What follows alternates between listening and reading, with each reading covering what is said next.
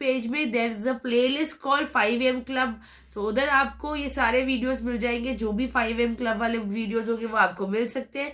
But definitely अगर आप sessions में एंगेज होंगे तो you will have the motivation to get up in the morning, come up for the sessions and plan the sessions accordingly. इधर बहुत मजा आता है, आप हमसे बात कर सकते हैं। If you have any issues you can talk to us regarding those. आपको कोई भी दिक्कत है, आप मॉर्निंग में you are not getting that energy, not getting that vibe to get up in the morning, so you can discuss here in this session.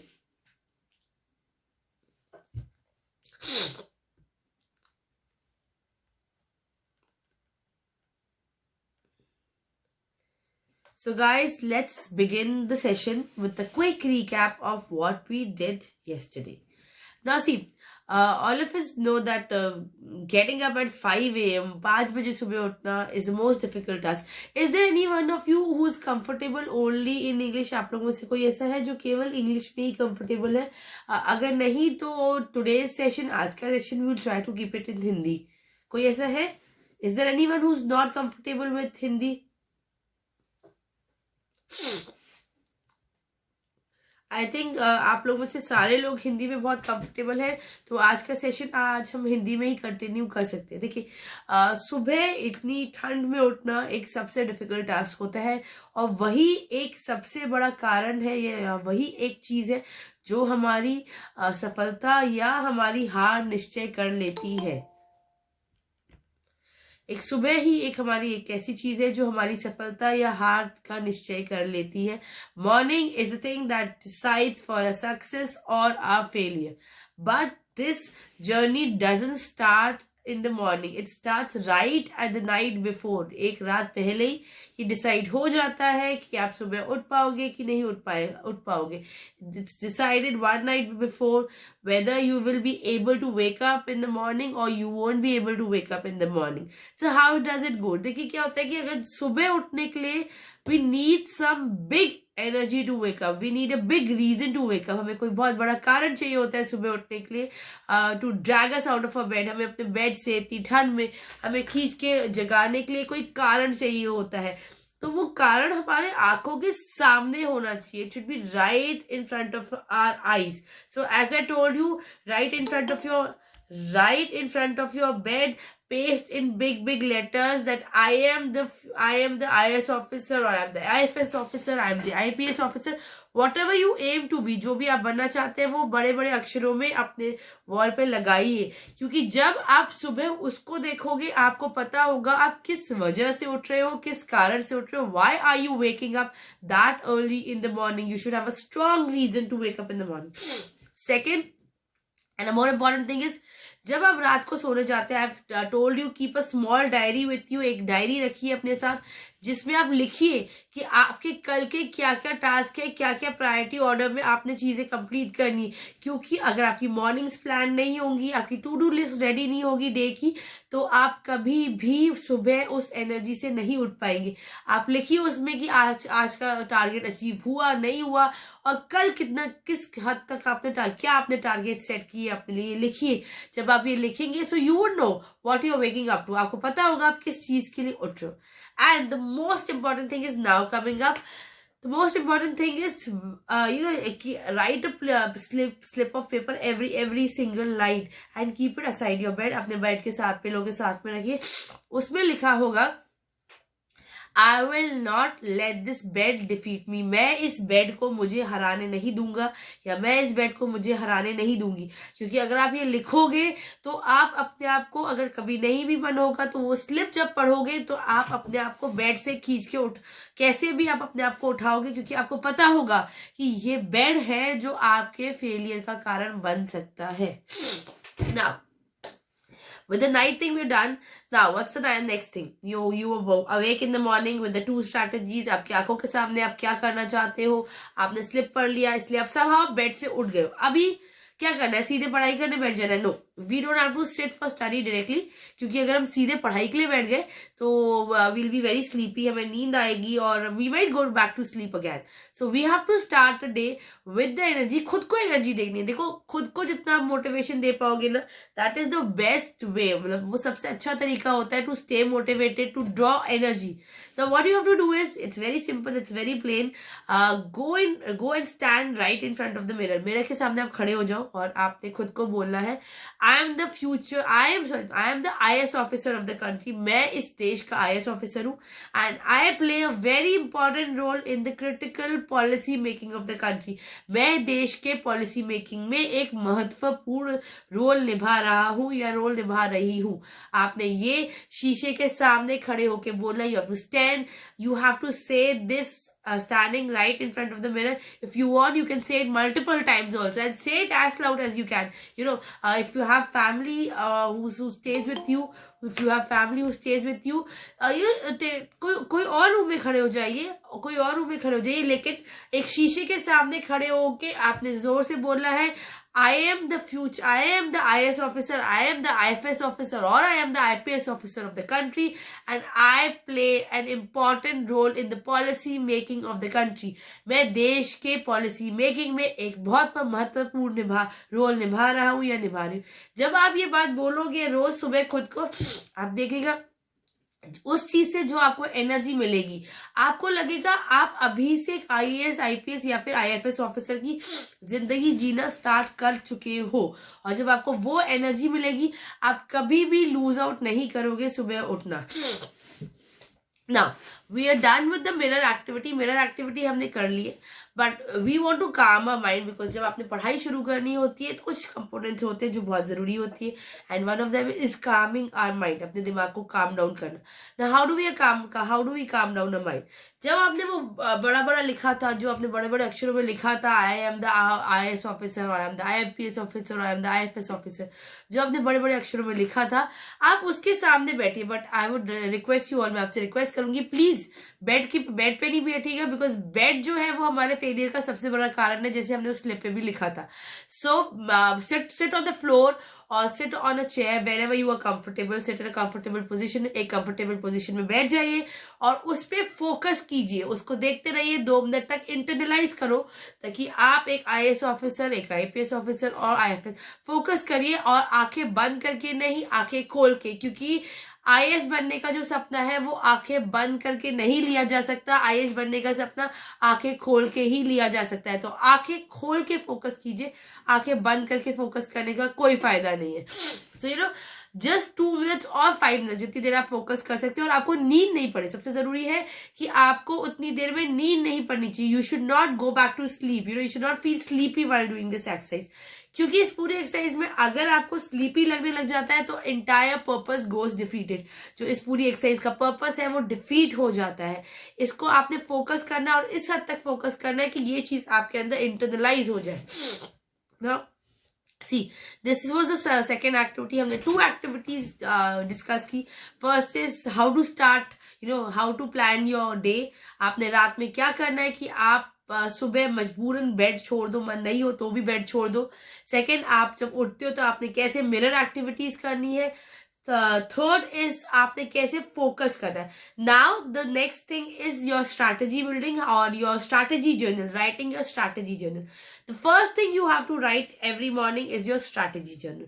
जो आपकी strategy journal का पहला डे होगा, जैसे कि मैंने आपको कल भी बताया था, उसमें पहले आप लॉन्ग टर्म गोल लिखेंगे. लॉन्ग टर्म गोल में आप लिखेंगे that you want to be the I want to be, और I want to be the IAS, और I want to clear the exam in this attempt, और I want to secure this rank in this attempt. आप बड़े बड़े अक्षरों में लिखिए. जितना आप स्पेसिफिक लिख पाओगे उतना ही आप अपने गोल के नजदीक जल्दी पहुंच पाओगे. उसके बाद जब आपने लॉन्ग टर्म गोल लिखा है तो अभी आपका फाइनल गोल है.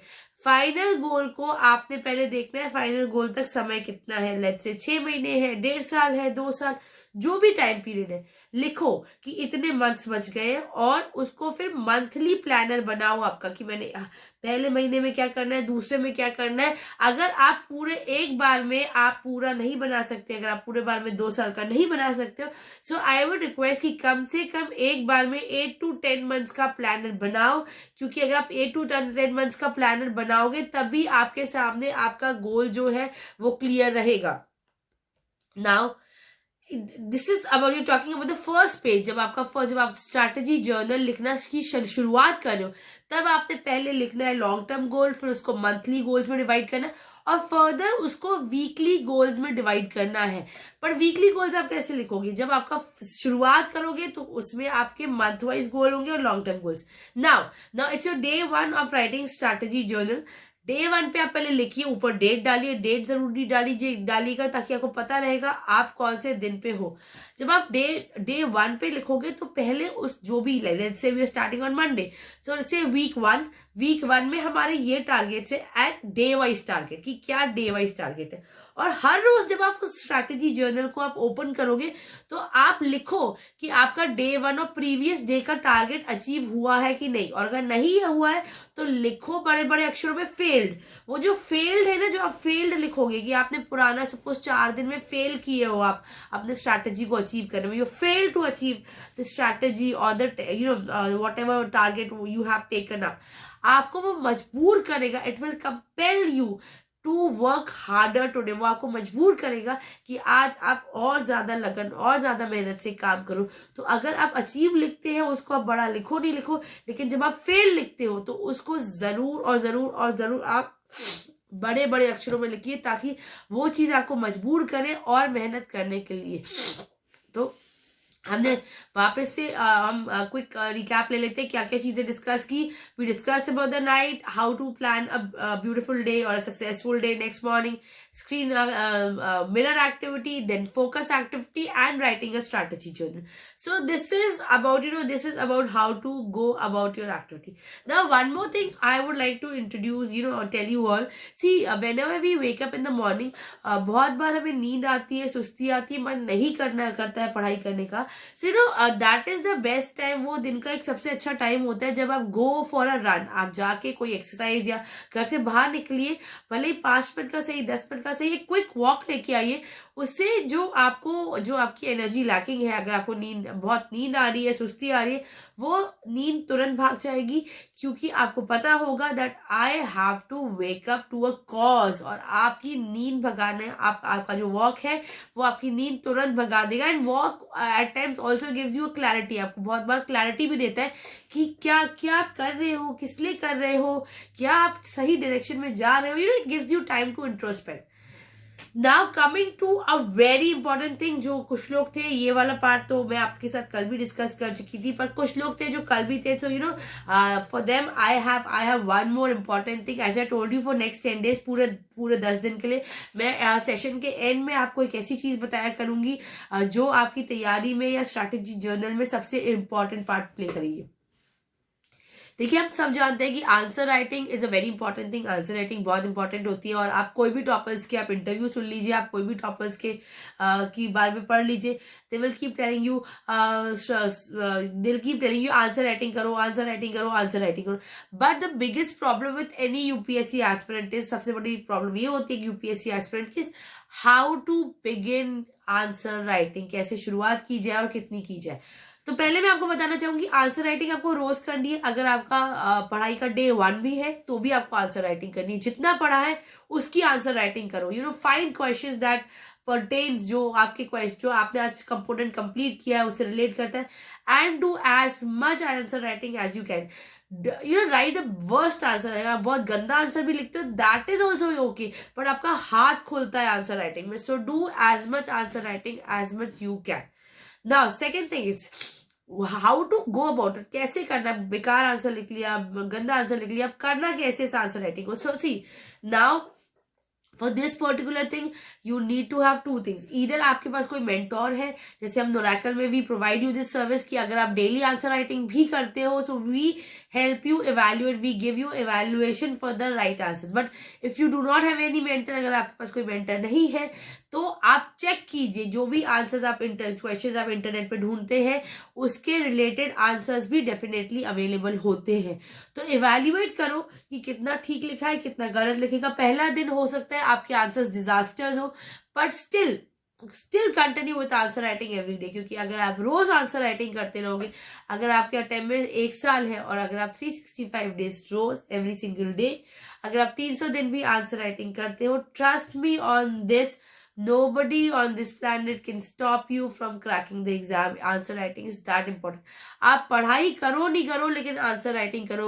अगर आपको लगता है टाइम कम है, तो कंपोनेंट को क्विकली पढ़ लो, कोई क्विक रिवीजन दे दो, लेकिन उसका आंसर लिखना ही लिखना है. In Norecal, answer evaluation is definitely absolutely free of cost. अगर आप कोई आंसर देते हैं तो आपको सबमिट करते हैं, it's absolutely free of cost. It's free for all the students. So this is a very important component. Same हम कल भी मिलेंगे. We'll meet again on day 3 of our 5am club of for UPSC aspirants, and again I'll share a secret of how to continue your preparation. And one very important thing, आज जब भी अपना strategy journal लिखते हो, उसमें एक component ये जरूर डालो, रोज डालो, I will devote 1 hour or 1.5 hour, 1.5 hour for answer writing daily. Sonu, आप जानना चाहते हो आंसर राइटिंग कैसे और कहाँ से शुरू करो? The best way to start answer writing is, जैसे अगर आप GS 1 से करते हैं, जो भी GS के कंपोनेंट से करते हैं, उसके प्रीवियस ईयर क्वेश्चंस निकालिए. सबसे पहले प्रीवियस ईयर क्वेश्चंस निकालिए, वो देखिए कितने समझ आते हैं. लेट्स से आप हिस्ट्री पढ़ रहे हो तो हिस्ट्री के क्वेश्चंस निकालिए, और जो भी हिस्ट्री का कंपोनेंट पढ़ रहे हो उसका आंसर लिखना स्टार्ट करो. उसका आंसर लिखना का बिल्कुल नहीं समझ आ रहा कैसे करना है, सो यू कैन रिक्वेस्ट नोरेकल to send you the sample answers, और the other way round is, बहुत सारे टॉपर्स ने ऑलरेडी अपने आंसर सबमिट कर दिए होते हैं. बहुत सारे पोर्टल्स हैं जो आपको आंसर्स देते हैं, तो आप आंसर रीड कर लीजिए एक बार वहां से, और वहां से फिर आप आंसर लिखना स्टार्ट कीजिए. तो number 1 strategies, for few days cheating is allowed to you. कुछ दिनों के लिए आपको चीटिंग अलाउड होती है, क्योंकि अभी आप शुरुआत कर रहे हो. अगर हम आपको बोले आंसर राइटिंग बस आप शुरू कर दो कैसे भी, it is not possible for you to just begin it right away. So it's advisable, much advisable कि do a little bit of cheating, but at least start with the answer writing process. So guys, tell me if you have any doubts.